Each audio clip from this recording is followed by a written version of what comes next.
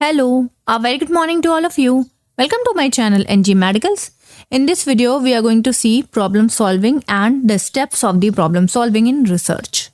So इससे पहले वाली वीडियो में हम लोग methods of acquiring knowledge discuss किया था. उसी में आपका structured method के अंदर आ रहा था problem solving methods. ठीक है, तो ये प्रॉब्लम सॉल्विंग एग्जाम पर्पस के लिए इंपॉर्टेंट है, सो इसको मैं सेपरेटली डिस्कस करना चाहती हूँ.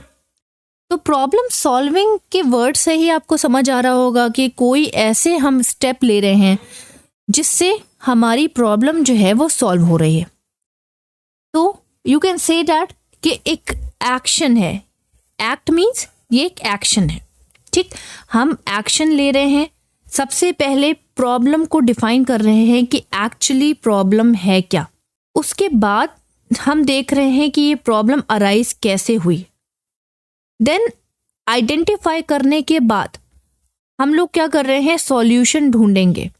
तो सॉल्यूशन ढूंढेंगे, पहले तो हमें क्या करना है, प्रायोरिटी देखना है. फॉर एग्जाम्पल, किसी पेशेंट को अगर इन्फेक्शन हुआ और बार बार इन्फेक्शन हो रहा है, तो इन्फेक्शन तो बहुत तरह से हो सकता है. जैसे हाइजीन प्रैक्टिस नहीं होगी अच्छी, या हैंड वॉशिंग टेक्निक जो हेल्थ प्रोफेशनल्स हैं उनकी नहीं होगी, या हॉस्पिटल एक्वायर्ड इन्फेक्शन होगा. ऐसे बहुत सारी प्रॉब्लम्स या बहुत सारे चीज़ों की वजह से इन्फेक्शन हो सकता है. ठीक है, तो हमने क्या किया कि हमने देखा कि सबसे पहली प्रायोरिटी क्या है, सबसे बड़ा सोर्स क्या है कि उसको इन्फेक्शन हो रहा है. उसके बाद हमने उसके लिए सॉल्यूशन निकाला. और एक सॉल्यूशन तो हम निकालते नहीं हैं. अगर हम लोग ने देखा कि इसकी हाइजीन प्रैक्टिस बहुत ही गंदी है, तो हम लोगों ने उसके लिए बहुत सारे सॉल्यूशन निकाले होंगे. एक कि उसकी हाइजीन प्रैक्टिस को मेंटेन करना है.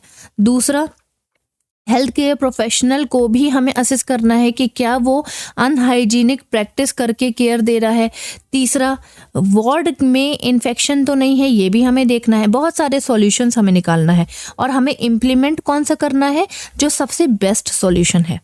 ठीक है, फॉर एग्जाम्पल, उसको इन्फेक्शन हाइजीन उसी की हाइजीन प्रैक्टिस की वजह से हो रहा था. अच्छी हाइजीन प्रैक्टिस की वजह से अनहाइजीनिक प्रैक्टिस की वजह से उसको इन्फेक्शन रिकरेंट यानी बार बार हो रहा था.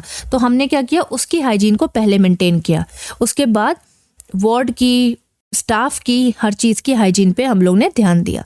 तो सिंपल सी चीज़ है, हम लोग किसी भी चीज़ का सॉल्यूशन, इफेक्टिव सॉल्यूशन तभी निकाल सकते हैं जब हम उस प्रॉब्लम को अच्छे से समझे, डिफाइन कर पाएँ.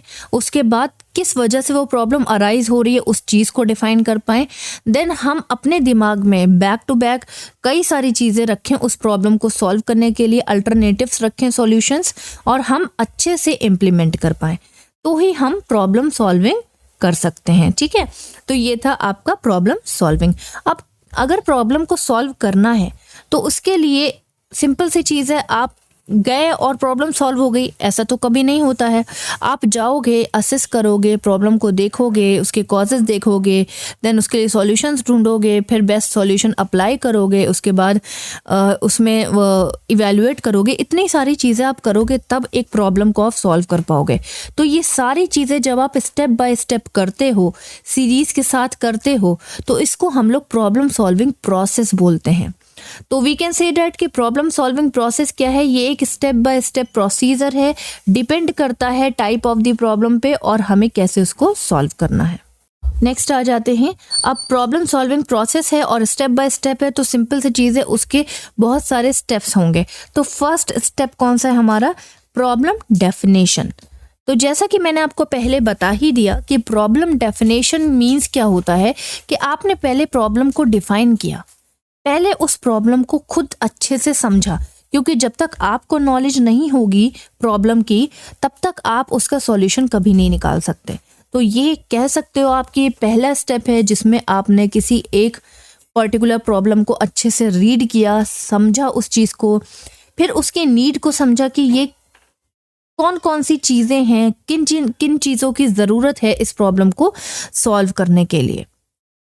Problem definition help us to clear the exact problem. तो सिंपल सी चीज़ है, किसी एक चीज़ को अगर आप अच्छे से समझोगे तो उससे आपको क्या होगा, नॉलेज बढ़ेगी और आपकी स्किल्स बढ़ेंगी उस एग्जैक्ट प्रॉब्लम को सॉल्व करने के लिए. एग्जाम्पल मैं आपको बता चुकी हूँ इन्फेक्शन वाला, कि हॉस्पिटल में इन्फेक्शन फैल रहा है, तो आपने पहले टाइप ऑफ इन्फेक्शन देखा कि वो किस तरह का इन्फेक्शन फैल रहा है, बैक्टीरियल इन्फेक्शन, वायरल इन्फेक्शन या फंगल इन्फेक्शन, किस टाइप का इन्फेक्शन है, सबसे पहले आपने उसको आइडेंटिफाई किया। That is your problem definition. फिर नेक्स्ट आ जाता है प्रॉब्लम एनालिसिस। प्रॉब्लम एनालिसिस, देखो प्रॉब्लम एनालिसिस में आप करोगे क्या, सिंपल सी चीज़ है कि ये प्रॉब्लम कैसे अराइज हुई, कितने लोगों को ये प्रॉब्लम हुई है, कहाँ कहाँ पे ये प्रॉब्लम फैली है, ये सारी चीज़ें आप प्रॉब्लम एनालिसिस में चेक करोगे। सो ये एक तरह का स्टेप है जिसमें आप पता कर रहे हो कि किस वजह से प्रॉब्लम हुई है और क्या सोर्स हैं उस प्रॉब्लम के। इससे क्या होगा, इससे आपको ये पता चलेगा कि अभी तक प्रॉब्लम कहाँ तक पहुँच गई और आपको कितनी प्रॉब्लम को कम करना है। फॉर एग्जाम्पल, किसी पेशेंट को इन्फेक्शन बहुत ज़्यादा क्रोनिक हो गया है, ठीक है, तो आपने पता किया कि भाई इन्फेक्शन हुआ क्यों, कैसे हुआ और इतना ज़्यादा इसको कैसे हो गया, क्रोनिक कैसे हो गया, कितनी तेज़ी से स्प्रेड कर रहा है और किस मीडियम से यानी किस सोर्स से स्प्रेड कर रहा है। ये है आपका प्रॉब्लम एनालिसिस। प्रॉब्लम एनालिसिस के बाद ही आप सूटेबल सॉल्यूशंस को जनरेट कर सकते हो। मान लो क्रोनिक इन्फेक्शन हुआ है ना, तो आपको पहले पेशेंट के इन्फेक्शन को कम करना होगा, उसके बाद सराउंडिंग के इन्फेक्शन को कम करना होगा, फिर हेल्थ केयर प्रोफेशनल्स को भी देखना होगा कि क्या ये डिसइंफेक्ट या मतलब अच्छे से काम कर रहे हैं या नहीं कर रहे हैं।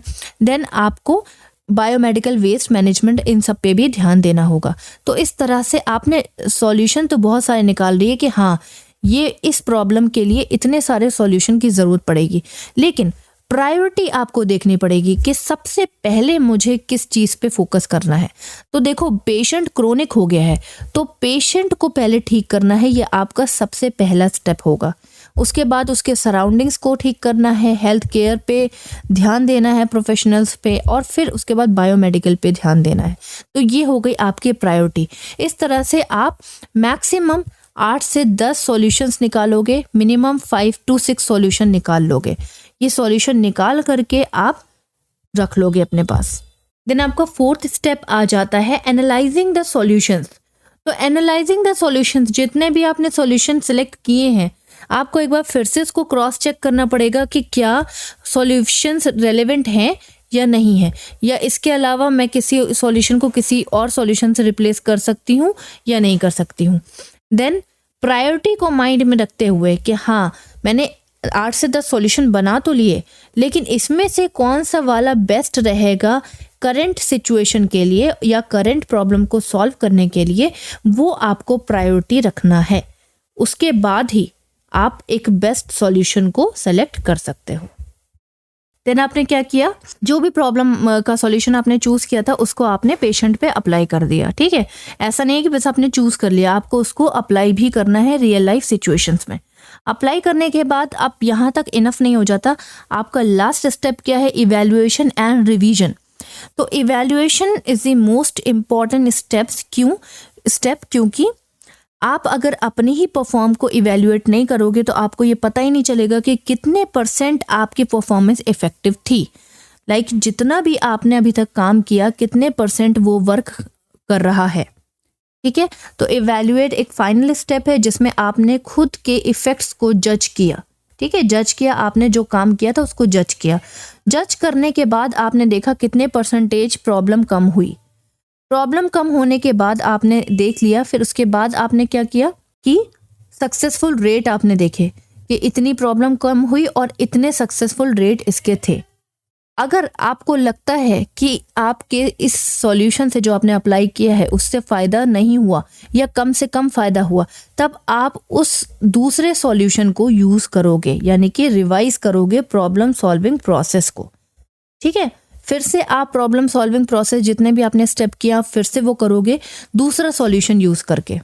सो ये था आपका पूरा प्रॉब्लम सॉल्विंग स्टेप्स। तो सिंपल सी चीज़ है, मैंने आपको क्या बताया, आज हम लोग क्या पढ़ रहे थे, हम लोग ने पढ़ा है आज problem solving and steps of problem solving. तो प्रॉब्लम सॉल्विंग मैंने आपको बता दिया कि भाई ये सिंपल सी चीज़ है, ये एक तरह का एक्शन है जिसमें आप किसी भी पर्टिकुलर प्रॉब्लम को सॉल्व करना चाहते हो, लेकिन सिंपल आप सॉल्व नहीं कर सकते। इसके लिए आपको प्रॉब्लम को अच्छे से समझना होगा, that is defining the problem. उसके बाद कॉजेज़ को देखना होगा कि किस वजह से ये प्रॉब्लम अराइज हुई। इसके बाद आपको प्रायोरिटी देखनी होगी कि 5 सॉल्यूशन में से कौन सा सबसे अच्छा सॉल्यूशन कौन सा है। उस सॉल्यूशन को फिर आपको क्या करना होगा, इम्प्लीमेंट करना होगा, तब आपकी प्रॉब्लम सॉल्व होगी। नेक्स्ट पेज में हम लोग ने सिंपली देखा प्रॉब्लम सॉल्विंग प्रोसेस क्या है। तो मैंने आपको बता दिया कि भाई प्रॉब्लम को आप एक ही बार में नहीं सॉल्व कर सकते, इसके लिए बहुत सारे स्टेप्स यूज होंगे। कौन कौन से स्टेप्स?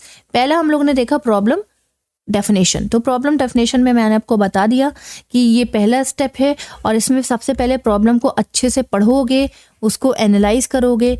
कहीं ना कहीं पढ़ने के बाद, अच्छे से देखने के बाद आपको प्रॉब्लम को देखना है कि किस वजह से ये प्रॉब्लम अराइज हो रही है, क्या सोर्स हैं इस प्रॉब्लम के, किस रीज़न की वजह से ये प्रॉब्लम हुई, that is cause of the problem. Cause of the problem देखने के बाद कम से कम आप 8 से 10, मैक्सिमम 8 to 10 सॉल्यूशन आप बनाओगे और मिनिमम आप 5 से 6 सॉल्यूशन आप रखोगे ताकि आप उन सॉल्यूशन को अप्लाई कर सको। देन आपने क्या किया था, बेस्ट सॉल्यूशन को अप्लाई कर दिया, उसके बाद इम्प्लीमेंट करने के बाद इवेल्युएट कर दिया। तो this is all about the problem solving methods. I think आपको क्लियर हुआ होगा। If you are having any doubt please ask me in a comment box. Till then bye bye, take care, have a nice day.